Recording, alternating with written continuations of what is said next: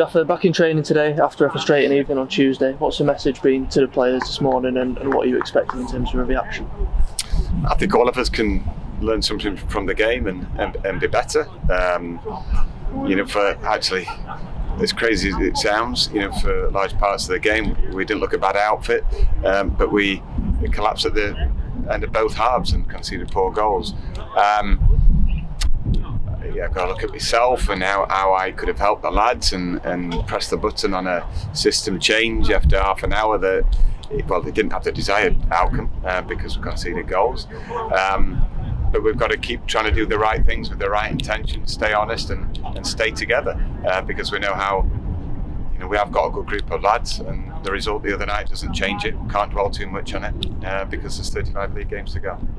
And having reflected on it a bit more since Tuesday, as you say, the performance wasn't all bad, but the scoreline would suggest it was worse. Is that a bit of a reminder of just how unforgiving this league can be? At 3-1 down, we had a chance to maybe get back into it and could have gone on and got something at the game had we converted that. That's right, yeah. There were key moments in the games. It becomes 3-2. We had a couple of good opportunities then. They may have had a wobble.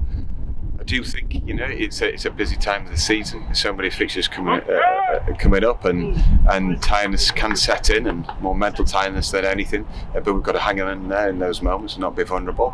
There were some crazy results the other night, with goals going in left, right, and centre in other fixtures as well as our own. And we have to maybe learn, that with all the fixtures and coming up. That fatigue plays its part, and look at how we adapt to that and freshen the group up and tactically freshen it up as well. Yeah, 7 games coming up this month. Is that going to be a big challenge for the month ahead, just managing the players' workload and make sure that everyone is fresh for each game? Yeah, certainly. Yeah, I think recovery is key.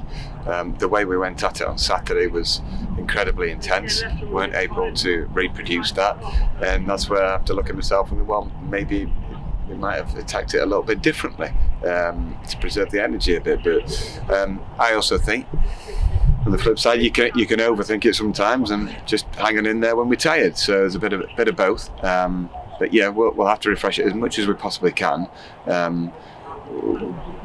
But it's difficult after such a good win the other day doing that. But with all the fixtures coming up, we have to manage the players in a small squad. Swindon away, of course, this weekend. What have you taken from their start to the season, and what do you see as their strengths going into this one?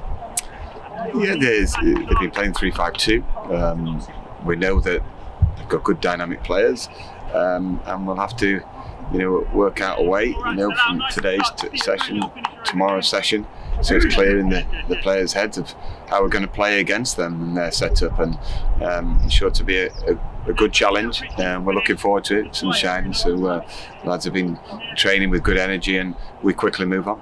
They're always a club that's well supported, and it's a big stadium down there as well. Just how important will it be to start early and quiet that crowd from the off? I think it's hugely important. We've got our crowd really on board. 2 previous home games because of the positive start, and they show your intent early. We've got to dig in. We know that we're into bigger grounds and big setups, and we'll always be the underdog, won't we? So we've got to understand about that. Understand why we're here, because we've won battles at bigger places throughout our history. So we have to go again. A couple of knocks from Tuesday night as well. After the game was a little bit too soon to have got any indication as to whether that was a serious injury, but Josh Falkingham and Liam Gibson, has any more information come to light over the last couple of days as to how they are recovering? Yeah, I think Gibbo's going to be struggling now. By the sounds of it looks like he'll be out possibly till the new year, which is a blow for more importantly him. He's a really good lad, and lads love him, and he's been a big part of our progress over the last year. So he'll be missed. Josh Falkingham had dead leg in both legs, so that's a bit freaky. So it didn't help us on the half-hour mark, missing 2 good players, but we're hoping he'll be all right.